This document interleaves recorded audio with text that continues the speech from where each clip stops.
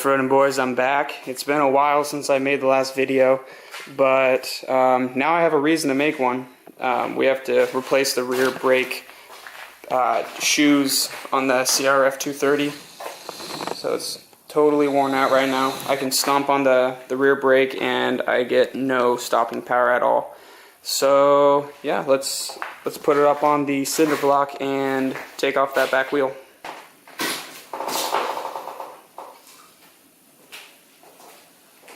Alright, so the first step is taking off the rear brake, I guess, linkage.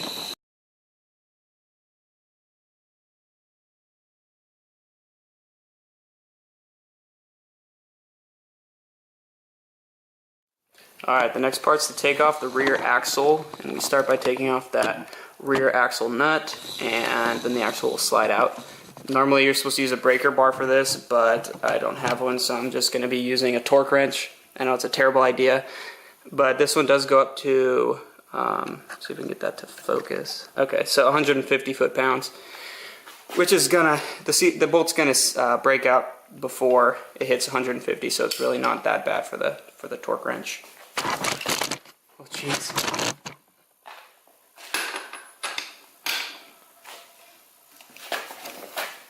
You have to support the bike a bit.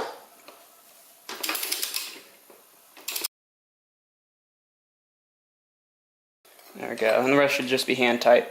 Also, something you want to take note of before you take off the rear axle is which notch that pin is on, what number it's pointing to. And I didn't look at mine, but I know that it's on 28. To take out the rear axle, you just kind of hit it.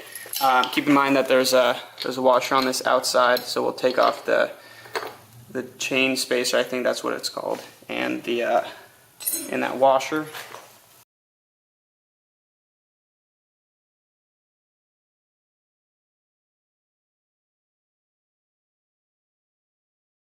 It'll get to a point where the axle is loose enough, assuming that it was lubricated on the inside, and it'll just slide right out like that. Then you want to bring the wheel up. We can slide off the chain. Now the rear wheel should just slide out the back. Like that. So now I got the rear wheel off.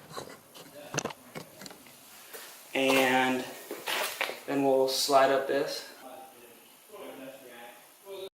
Alright, so remove the brake shoes, and now we just need to brake clean the inside of there.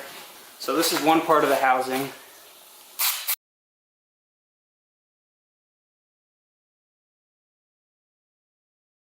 Much cleaner on the inside there.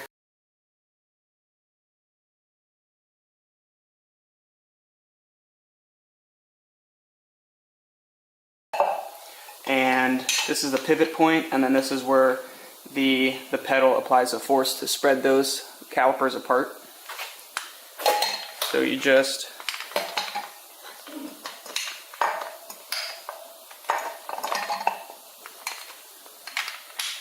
pull these around the flat part,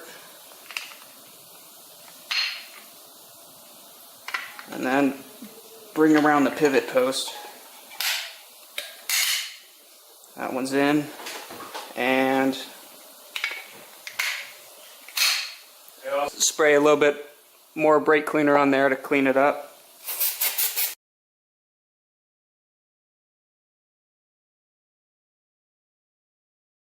So this just slides right back in the center there.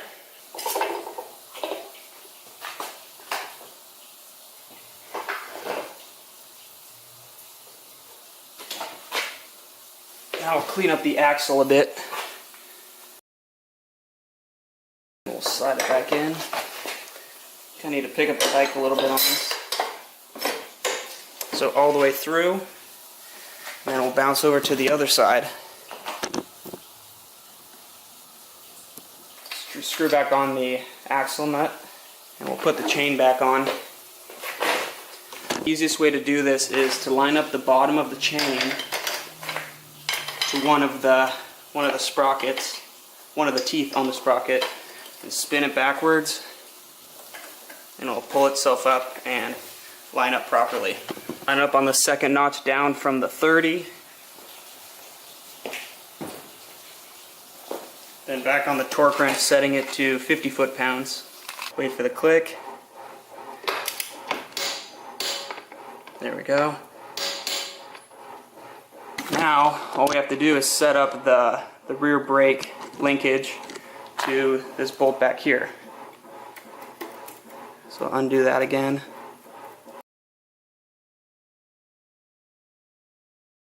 I'm just going to set it to about 1/4 inch right now, and then make sure it spins freely when in neutral. So that should be good. I'm going to take it out for a ride and then adjust that a little bit better. But yeah, that's all you need to do to change the rear brake shoes on the CRF230. See the whole bike now. So we're probably going to go out for a ride pretty soon to test it out.